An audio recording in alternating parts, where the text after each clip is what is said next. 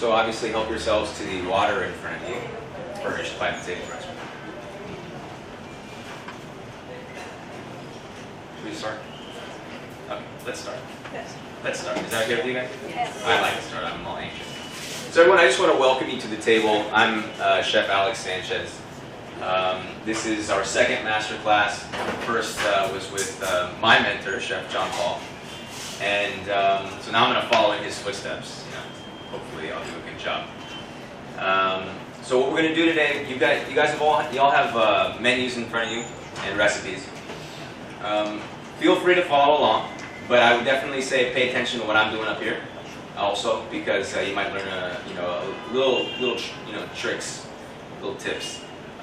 Certainly, you're more than welcome at any point in your career as a chef to replicate these recipes. But what I find with these kind of demonstrations is that what you really get out of it are these little things that sort of help you in the kitchen at home. Because you're not going to make fava bean falafel every day, right? But it's the technique that helps us, I think, grow as cooks. So first I'll just kind of talk about how I set my station up at home. I think it's really important to have sort of an organized area when you're cooking. And it's not because I'm an eat freak, even though I am, right? But it's actually, it helps to sort of keep you focused. And staying clean and all that obviously helps with the cleanup at the end. Because when I was growing up and I was practicing at home, and my stepfather always used to say, "He who cooks cleans." So I learned very early on that if I didn't stay clean throughout, then I'd be up late doing all the dishes. So, anyways, it's just a good idea to kind of keep your station clean. It helps you stay organized, and it makes everything a lot easier. It's kind of easy to lose yourself when you're cooking, especially if you have like a lot of guests, and you get really anxious. And then you're like, I don't know what I'm doing. It just helps at least to be clean, and then you can sort of calm yourself down. And that's what I tell all my cooks too. Is we get very busy here at the restaurant. We have a very small kitchen downstairs, but if they stay clean, it at least gives them some peace of mind. Okay, I might be yelling at them and throwing things at them, and orders might be coming in, but at least they have their cleanliness, right? So the first thing we're going to cook today is the fava bean falafel. Okay, so traditional falafel is sort of this Mediterranean fritter. They usually use chickpeas, fresh or dried. But I think fava bean has a very interesting texture and flavor. So we're gonna go into that in a little bit. Okay. Then we're gonna go into a crespel. Crespel is basically a crepe that's rolled into a nice little package and baked. Okay, and they serve it with tomato sauce. The great thing about it, again, I'm not necessarily teaching you guys things that you're going to go home and rush home and repeat, but little tricks and little sort of devices to deliver flavor. Okay, so a crespel, you can fill it with anything you want. Okay, if you want to fill it with ricotta cheese and spinach, you can. Anything you want, let your creativity sort of guide you, let your tastes guide you. But having a good recipe for the batter to make the crepe itself is very useful. Okay. And then we're going to finish off with a chocolate budino, which is one of our signature desserts here. And it's kind of just like a very silky, almost custard, almost pudding, but it's really great. And what's really cool about it is that it looks really impressive, but it's super easy. Okay, so it's easy on the work, but then really great in the payoff at the end. And what I like about it, and the reason I've chose to teach you about it, is because you're going to learn two really great techniques. Okay, you're going to learn how to make a creme anglaise, which is the most versatile sauce in pastry. Okay, you can put that into an ice cream machine, and now it's what? Vanilla ice cream. Okay, or you can use it as a sauce for any pie, any cake, anything like that. So it's really, really cool. And then the other thing is how to make a ganache. Okay, a chocolate ganache is basically chocolate with cream. Okay, and the only thing that matters is the proportion of chocolate to cream. And once you have that right, you can make anything from chocolate truffles to chocolate sauce, chocolate dip to chocolate cake, chocolate tart. Okay, it's really versatile. So again, you may not make budino, but you may make creme anglaise, vanilla sauce, or you may make vanilla ice cream, or you may make chocolate cake, or you may want to dip some kind of a fritter in a chocolate sauce. So you're not just getting 3 recipes that you have to follow. You're going to get a whole lot of information today. So you got pencils. Take notes. Okay, so the first thing we're going to do is we'll make this falafel. And please, really informal at any time. If you have any questions, interrupt me. Okay, if it looks like I'm going to hurt myself by sticking my hand in this machine, tell me, okay, because I'm pretty clumsy. All right, so this machine is something fancy. It's sort of like the Bentley of kitchen devices. I love it. It does everything. It's a chopper, okay? But you don't need it to make this. I'm just for the ease of this demonstration, I'm using it. But you can use anything from a hand blender, which we have here, which I think is a little bit more common at home, okay? Probably most of you have one of these, or I've seen one, okay? And you can just put all the ingredients in a jug and, you know, mash it up. Otherwise, you can chop it, you know, which takes a little bit more effort. If you have a mortar and pestle, which I don't know what they're called, but they seem to be very common. You just put everything in there and mush it up, okay? But this is what we use here because I feel like I get a little bit more consistency. Is that a magic Vitamix? I'm sorry? What is the brand name of that? This is a Robocoup. Robocoup. Yeah, but you can get what they call Cuisinart, I think is another pretty common one. KitchenAid, you know, so you have every major appliance brand makes some form of this, you know, it's called a food processor, okay? And it processes things into little bits, which is sort of our goal here today. So, as I said, we're going to talk about the ingredients for this dish, okay? First, the major component is fava beans, okay? And you can all, I think, hopefully you can see on the camera, if we get a little zoom action, okay? Fava beans, they have this wonderful, almost nutty flavor to them, okay? They're a broad bean, okay, and this is in its natural form, okay? So it's a very soft, very chewy exterior that you don't eat, and then you pop these open, okay? And then inside you have another pod, okay? So you blanch this thing, if you can see, a little zoom action, okay? If you can see, if you blanch this for about 15 seconds, 20 seconds in boiling salted water, the skin comes off really easy, okay? So it's a little tedious, all right, but it's, for me, worth the payoff. Now, the other option is frozen peas, okay? Which I don't use a lot of frozen products, but frozen peas are actually frozen when they're fresh, when they're in season, when they have great flavor, and they preserve very well in the freezer. So it's not a bad option. It's not something that you have to, you know, bow your head in shame about, okay? And we actually do use peas in this recipe. We use fresh peas, but we use peas in this recipe because they have some sweetness, and the fava bean has a little bit of bitterness, and so it helps balance the dish really nicely, okay? The other option is you could use dried chickpeas that had been soaked in water overnight, okay? And you can use the same measurement. Here we're using 2 cups of fava beans. You could use 2 cups of soaked chickpeas, all right? So those go into the food processor. All right. And then, like I said, we have the peas, okay? And just going back to what I said earlier, you could use papri, right? You could do that as well. Then I got the peas, butter. We blanch these, okay? Now I like to cook them so they have a little texture because we're going to cook them again in the fryer when we cook these, okay? So the idea is when the fritter is cooked, you have texture. It's not like baby food that has a crispy outside. It has lots of great texture, okay? On your recipes, okay, I make things sort of very straightforward, okay? And typically in the ingredients, I don't just list the quantity of that ingredient, but what step that ingredient needs to be taken to.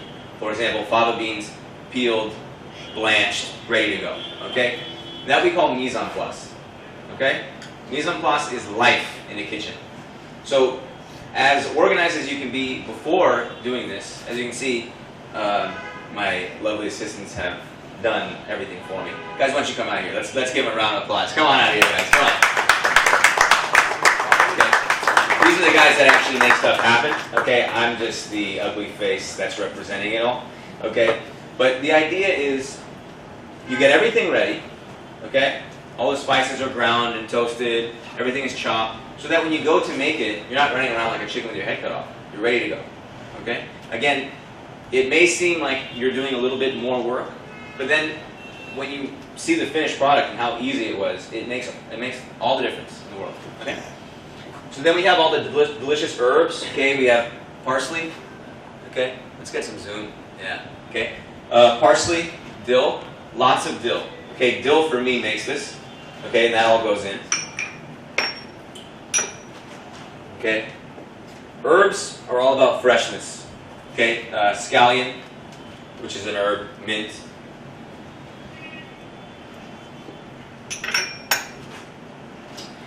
And then we give it a little kick with the spices. All right, we have coriander and cumin.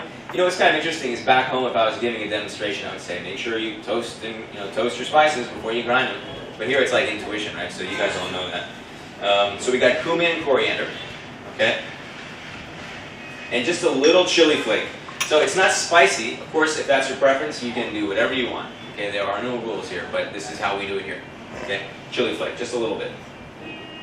Okay, and the idea is that it gives you a little bit more of an interesting feel in the mouth, but not so much that you're like, blowing smoke rings. And then a little garlic paste. Okay, so you just rub a little salt on it, which helps grate it, and then you just smash it with the back of the knife, or you can use it back with a spoon or anything like that. Okay.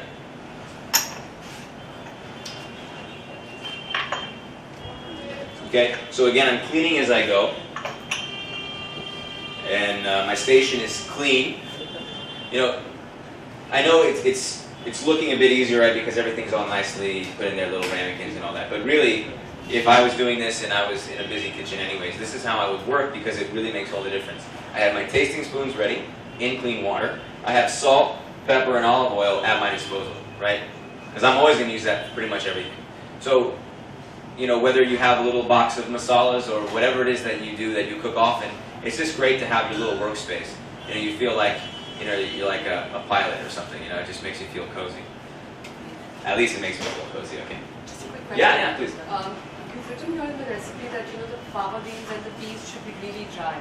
So is it right. you just air dry them, or yeah? So depending on how far in advance you're going to prep this, that's thank you for bringing that up. Moisture is kind of the enemy here, because you want this to stick together into a patty. Okay, and the only way to do that if it's not dry is to add flour. But to me, flour has no flavor. And it also lends a very gooey, sort of gummy texture once this is mixed. So the idea is we have to avoid that step. So you dry it either on a kitchen towel, dry it in a colander, and then leave it in the refrigerator overnight. Whatever's most convenient for you, paper towels, whatever. But get them good and dry. So thanks for bringing that up. I appreciate that. Okay. Just sort of you can't really see, so you're gonna have to trust me on this one. Okay. So a couple pulses. Don't pour yourself a cup of tea and go into the next room and talk on the phone to your mom for like an hour or something like that. Okay, just a couple pulses. We want texture. Okay, we don't want this to be puree. And what's going to happen, okay, is over time the starches in the fava beans are going to come out, and the starch is what helps bind them together. Okay, flour or maida is pure starch. Okay. So we're going to rely on the natural starches to bind this. Okay, so it's not quite there. I'll show you the end result. But at this point, I'll definitely add some salt, a generous amount.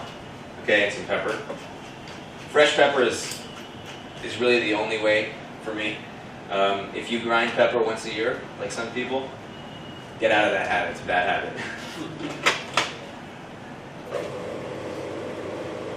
Okay, so what's happening is as this blade is going around, the ingredients are sort of going up the side, right? And as it starts to stick to the side, I know that there's some stickiness going on, which means I'll be able to form it into a patty. Okay. So I'll just show you guys. You can see. Okay, so there's some chunks in there. Okay, it's not completely smooth, but it is fine enough to where it's going to bind. Okay, and that's what we're looking for. Okay, and it smells incredible. I mean, I'm just getting dill, a little garlic. It's phenomenal. Okay, and you all have a chance. Okay, I'm not just doing this to make you feel bad. Okay. All right. So this is actually really how we do it. We're going to use this in the restaurant this evening. Okay, this is not just like play food here. All right. So I promise you, you're learning all the inside tips. Okay. Okay. Can I give this to you? Okay. So then, I put on gloves. I typically use plastic gloves for a lot of things. I don't like washing my hands because for all the things. I mean, I obviously wash my hands, but I don't like doing it all day long because my hands get really dry and raisiny. So typically for any time that I can use the gloves, I do. And then I feel like a doctor, which makes me feel more accomplished than I really am. Okay. It's good to have some trays. We have these really great trays that we had manufactured for us. They're like 10 rupees a piece, but you know, any little tray is always kind of convenient. I love it. Okay. Because otherwise, you're going to have all these little small things, and you got like these big trays, and you're just going to be driving yourself crazy trying to find space for everything. Okay, so we'll give it a quick taste. What we would do normally is probably make a small tester, fry it, and see how it is, because your perception of salt, which is to me seasoning, is different for hot and cold. So something that's cold needs more salt to have the appearance of being well seasoned, whereas something that's hot actually carries the salt easier. But I have impeccable taste buds, so I can just tell that. Okay, maybe a little bit more salt.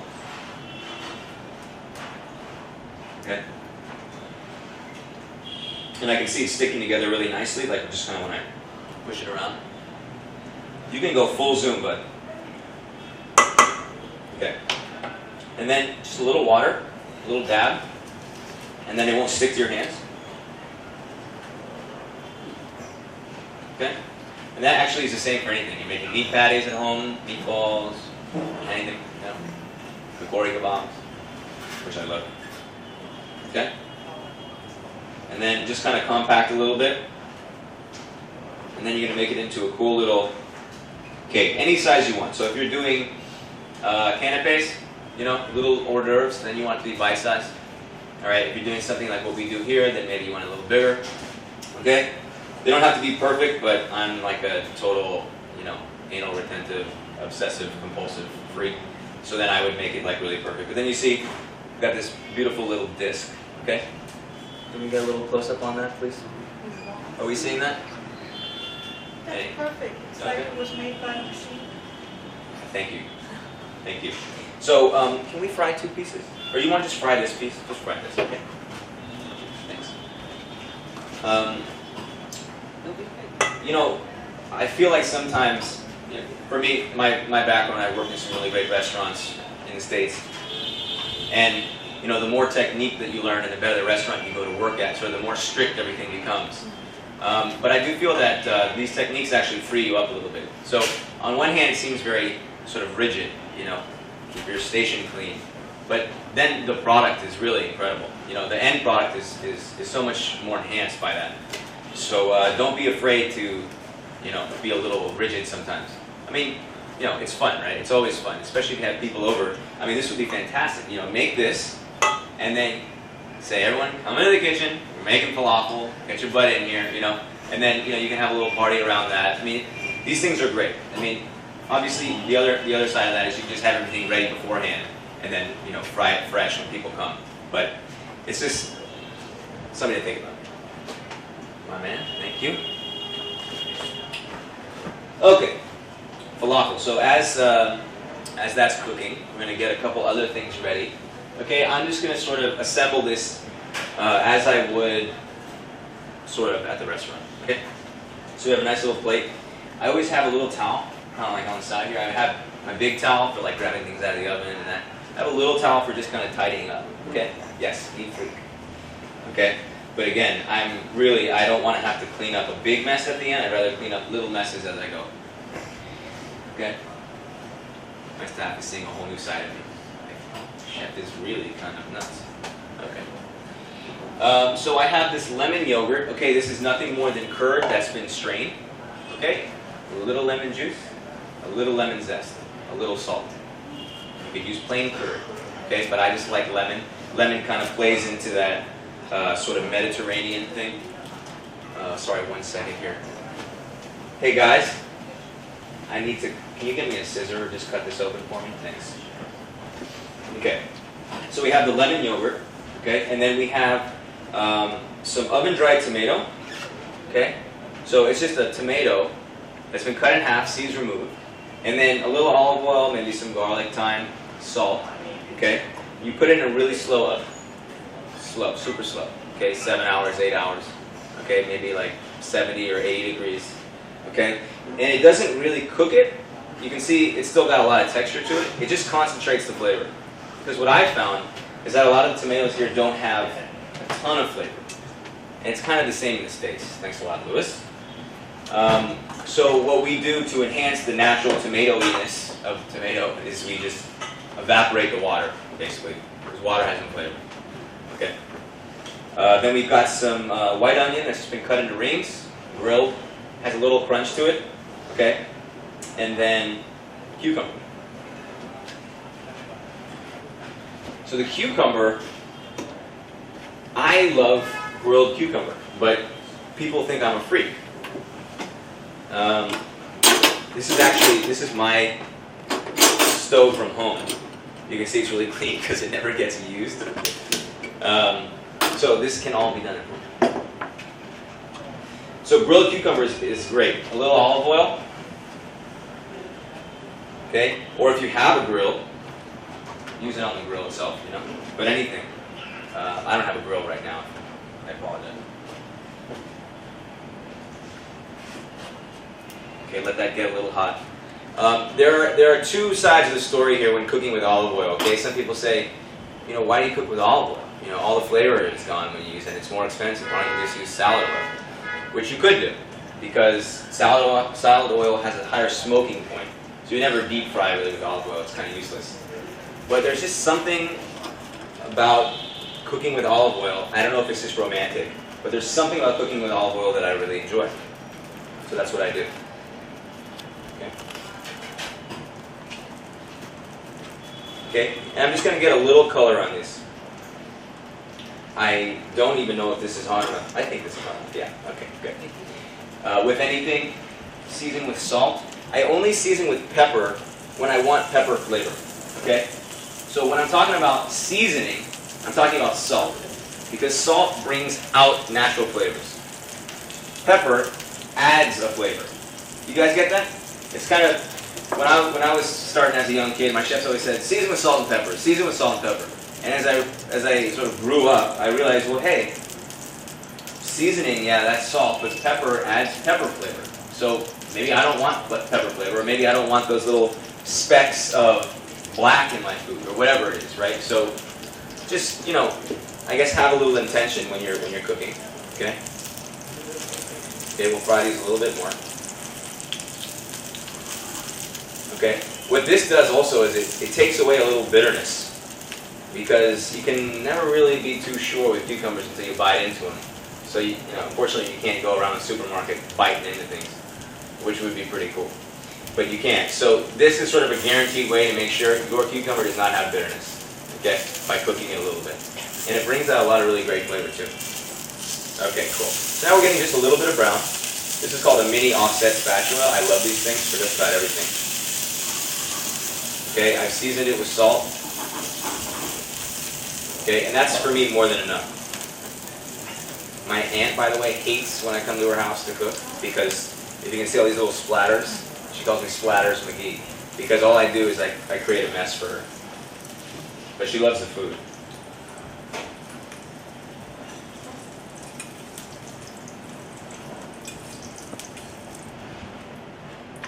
Can you get another GN pen for me so I can put some of these things in there? Okay. So what I'll do first is I'll put down a little dab of this, can you see? How's that? Okay, cool. So I'll put down a little dab of the yogurt, okay? And then I'll put some cucumber in there. It kind of acts as like a glue. I can do anything on it. Can you guys see this okay? Okay, just tell me if you can, all right? I'm here for you. Okay, so then I'll put down maybe one of those, and then I'll put like a guy up here. Okay, when we plate things, it's all very free form. You know, I don't like food that looks like it's been touched and it looks like a clock in this. And when my guys do that, I have like panic attacks because it's just not my style. Okay, then I'll take this, the tomato and the onion here. You see that coming in there? Cool, right? Just a little olive oil, extra virgin olive oil, salt. Okay, pepper. You can use your hands. I like using spoons.